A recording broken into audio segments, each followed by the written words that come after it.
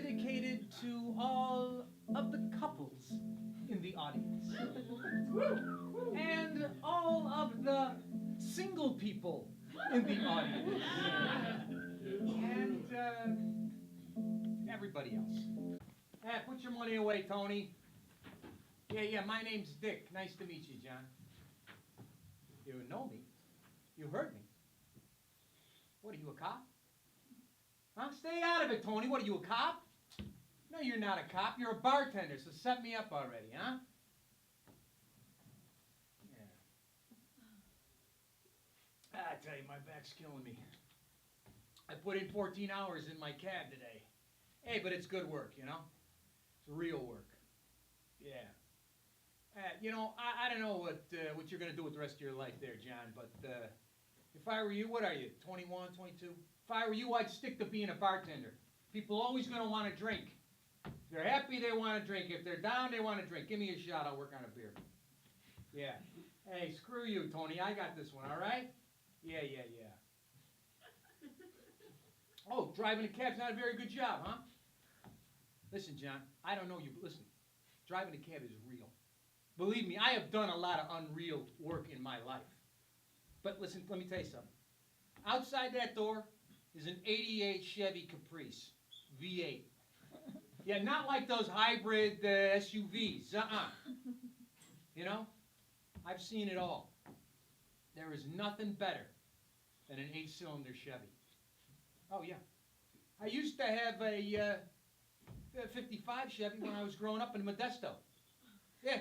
I remember this one time I got into a drag race with this yellow Deuce Coupe. Yeah, and I got this chick in the car with me, right?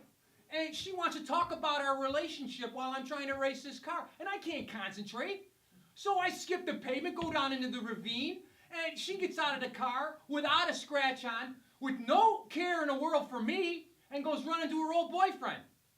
I'm out of 55 Chevy, it's burning, it explodes. What are you going to do, huh? Oh, you're going to go to college. Oh, that's nice. So what are you going to take in college? Archaeology? What, are you nuts? I was an archaeologist. Hey, fuck you, Tony, huh? Distinguished Fellow, Royal Academy.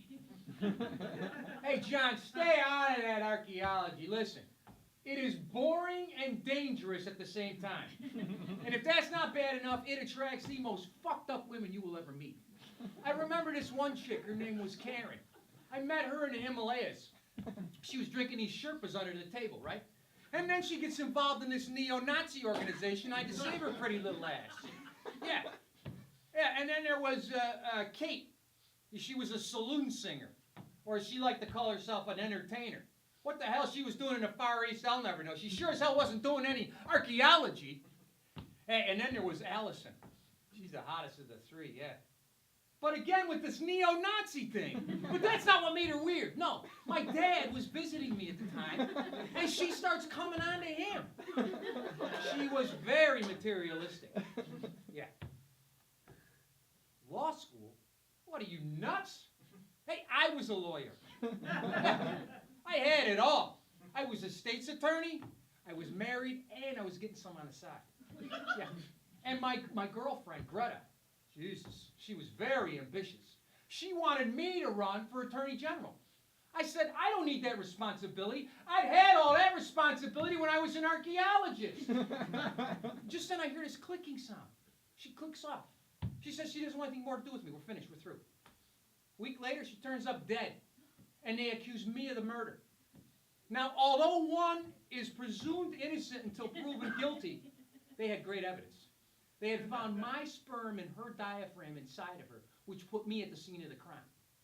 If it had not been for my lawyers finding out she'd had her tubes tied, I'd be in prison today. Yeah. So I went home. My wife told me she knew about me and Greta and killed her. You didn't have to be a genius to see my marriage was over. You know who that is? That's Tony Lama. Yeah, one of the Lama brothers. Yeah. Last single woman in town. That's right. He's a prime example of what I'm talking about. He had it all, and he was miserable. If his brother got into that monster truck accident, he's much happier now. Yeah, he MCs a country and western karaoke down at the Sundance Saloon. Tuesday nights, yeah. Yeah. Yeah, I was a cop. In Philadelphia, plain clothes. Yeah. Uh-huh. I remember this one time, this little Amish kid, he witnessed a murder. Yeah. So I volunteered to take the Amish kid and his sister back down to Amish land. Yeah. And then while I'm there, my appendix bursts and I'm laid up for a couple of weeks. And these Amish, they didn't like me. So they dressed me up Amish-like, you know? Oh, and I was really digging the lifestyle. Yeah. No TVs, no zippers. Oh, and the sister, Rachel. Jesus. This one time I go past her room, she's got her top off, getting herself a sponge bath. That was it. I fell in love. Just then, the cops, it was the Philly gang, they were bad cops, they came gunning for the little kid. So I buried him in an avalanche of corn. Yeah. And then these Amish people, to show their gratitude, they gave me Rachel's hand in marriage, and they refurbished my '69 Chevy Biscayne. Yeah. No, it is not a happy ending. Yeah, see, I found out I'd just been accepted to USC medical school. Yeah. So we drove to Chicago, and I go to school, and I get my medical degree and start practicing surgery. Yeah. Oh, screw you, Tony, huh? Cardiologist of the year, read and weep. The hell was I? Yeah, anyway, so I start practicing surgery. I get really good at it. And Rachel, she goes to cosmetology school, dyes her hair black. So this one night, I'm out lecturing, and I come home, and the house is a mess. Yeah, and I say, this isn't right. She's a Amish. She's a good housekeeper. So I go upstairs, and I look, and there's a guy with a prosthetic leg beating on my wife. So I wrestle with the guy. He throws me down the stairs, and just as I'm ready to get up, he takes his prosthetic leg off, bops me on the head, and hops out of the house. Police arrive on the scene, and they accuse me of murder. Second time in my life, I'm falsely accused of murder. But this time, I'm convicted. And on my way to prison, a tornado blows up, picks the prison bus up, drops it in a soybean field, the bus breaks open, lightning strikes my handcuffs, and I'm free. And I've been on a run ever since. Keeping a low profile, driving a cab, looking for that one-legged guy.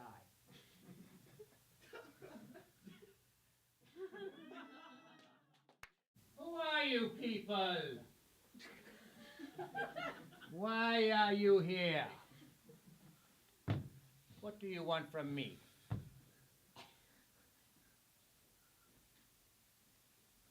Most of you are wasting your money. But I won't tell you who is wasting their money until the end of term. So there. I wish I was a young actor again. To throw good money after bad is a tremendous learning experience. But how will you learn how to act? Well, first you must learn who you are, then you'll learn how to act. And how do you learn who you are? You learn by doing, not by talking about it. My God, it's a waste of time. Learn who you are, learn by doing. I know who I am. I am Derek Blakemore, the actor. And I've got the awards to prove it.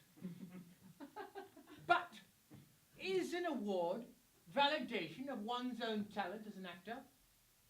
Of course we all know the answer to this. It's yes! We're not fools!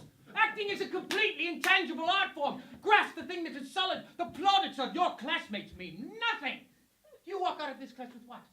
A certificate. A certificate is paper. You want something of brass and steel, something you can hold on to. Here, let me demonstrate. This is paper. I grasp it. It becomes refuse. But say, for example, I receive this chair as an award. And you come to me and you say, you are not talented. I beat you with the chair! The chair is proof of my talent as an actor! I have beaten you with the chair, therefore I have the talent!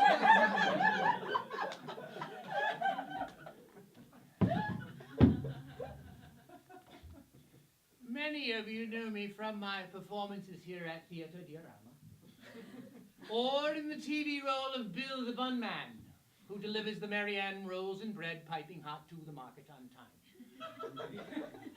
Yet, how many many of you dismiss Bill as a mere two-dimensional cartoon cutout, a TV spokesperson.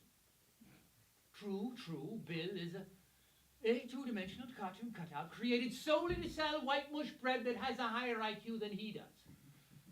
How can I portray Bill the Bunman? Well, I have impaled Bill on the trident of my teaching. I have physically found my center, and Bill's center is the same as my center, so therefore I can portray Bill the Bunman. You must find your physical center. It could be in the head, or the chest, or the belly. You, sir, let's find your physical center. You are seated. Therefore, your physical center is in your butt. I know this because I have learned over the course of many years. But how will you learn? Well, we'll play games. For example, the pen exercise. Yes, you pen. Yes. Okay, I want you just to try and grab my pen.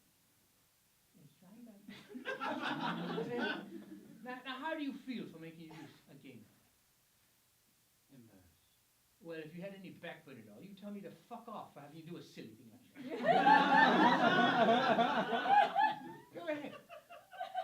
Fuck off. How dare you speak to me that way, you insolent bastard! Get the hell out of here! Now, what have we learned? We learned never to say fuck to me. I don't like the word fuck unless I am using it. We also learned that many of us lack the courage of our convictions. And those of us who have the courage of our convictions could be speaking to someone who couldn't give a flying fuck. And so we see there is friction. Friction. There is always friction on stage, but you must strive to be frictionless. The second spear of the trident, as it were. Now, how does the centered person, you'll notice I didn't say actor, how does the centered person walk the line between friction and non-friction? Well, he plays games. Chili con carne, bacon frying in a pan, popcorn, pretending you're a piece of, corn and then poofing open in a big white holy mass, yes. Oh, it's all our fun, isn't it? Yes. But that's old hat. So we'll play real games. Russian roulette, push-ups till you drop, chugging contests, see each other sweat, see each other vomit. I don't want to see a dry brow in this class because the sweat is the proof in the pudding. Yes, I am the agitator. You are the filthy clothes. You all see this? I will agitate you enough, you will become clean. You must supply your own soap. I am the brown yeast. I make the bread rise. I am Bill the Bun Man. We have come full circle. So, this class, as it were, trident of my teaching. 1, find the physical center. 2, remain frictionless in a world of friction. 3, what will I be to you? Well, I'll be one of 3 things. I will be mentor teacher, or I will be the prison guard who breaks you and strips away the layers to find you have no talent, and you can return to the workaday world safe in the knowledge that you have failed. At least you'll know. Or I will be Father Figueroa. The choice is up to you.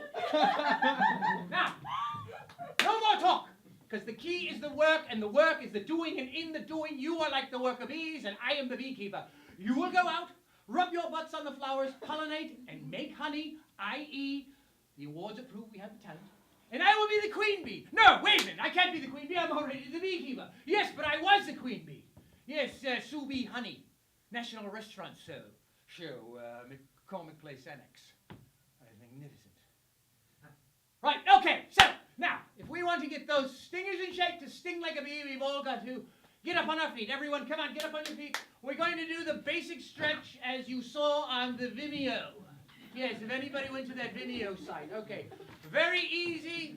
Legs in the bend, arms akimbo. We're going to go reaching to the sky. Ready now? Reaching